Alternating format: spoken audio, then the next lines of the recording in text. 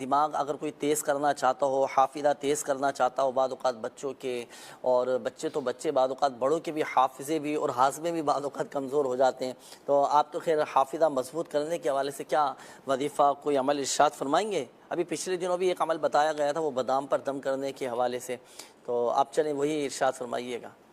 جی جنید بھائی، حافظے کے حوالے سے عمل بھی کرنا ہے اور احتیاط بھی کرنی ہے۔ حافظہ اولاً احتیاط میں عرض کر دوں شروع میں کہ جن چیزوں سے حافظہ کمزور ہوتا ہے ان سے ضرور بچا جائے، جی ٹھیک اور ہے۔ ان میں سے جن سے حافظہ کمزور ہوتا ہے جو چیزیں ہیں ان میں سے ایک جو چیز ہے وہ ہے گناہوں کی کثرت اور بد نگاہی اور حرام چیزیں دیکھنا۔ جو نگاہوں کی بے احتیاطی ہے، نگاہوں کی بے احتیاطی کی وجہ سے بھی حافظہ کمزور ہوتا ہے گا، تو اس سے بچا جائے۔ اور وظیفہ جو ہے اس کے لیے یہ ہے کہ 3 بادام لے لیں جی اور رات سوتے وقت انہیں دم کر لیں۔ دم کیا کرنا ہے؟ یا ذا الجلالی والاکرام پڑھ کر ان پر دم کر دیا جائے، ایک اس وقت، ایک صبح میں اور ایک پھر جو ہے اگلے دن میں، تو یہ ایک ایک کر کے باداموں کو کھا لیا جائے۔ انشاءاللہ اللہ نے چاہا تو اس سے حافظہ مضبوط بھی ہوگا اور تقویت بھی ملے گی۔ اور روحانی علاج کے بستے سے حافظے کی مضبوطی کے لیے ایک تعویذ دیا جاتا ہے، جی ٹھیک تو ہے۔ ذہن نصیب جن کے لیے ممکن ہو تو وہ روحانی علاج کے بستے سے اس تعویذ کو بھی ضرور حاصل فرما لیں۔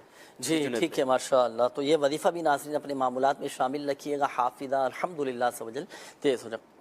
یہ ہمارے ایک اسلامی بھائی تھے، انہوں نے کہا تھا کہ صبح اٹھتے وقت مجھے بس غصہ آنا شروع ہو جاتا ہے۔ یہ ہوتا ہے بعض اوقات لوگوں کی طبیعت میں کہ جب صبح آنکھ کھلتی ہے تو طبیعت میں چڑچڑاپن، غصہ اور عجیب و غریب بعض اوقات کیفیت ہو رہی ہوتی ہے۔ اس کی ایک وجہ یہ بھی ہوتی ہے کہ نیند پوری نہیں ہوتی۔ نیند پوری نہ ہونا تو طبیعت میں یہ بے چینی اور چڑچڑاپن، یہ غصہ یہ رہتا ہے۔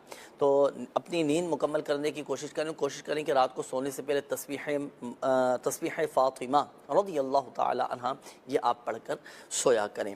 سبحان اللہ، الحمدللہ، اللہ اکبر 33 بار اور اللہ اکبر 34 بار یہ آپ پڑھ لیا کریں۔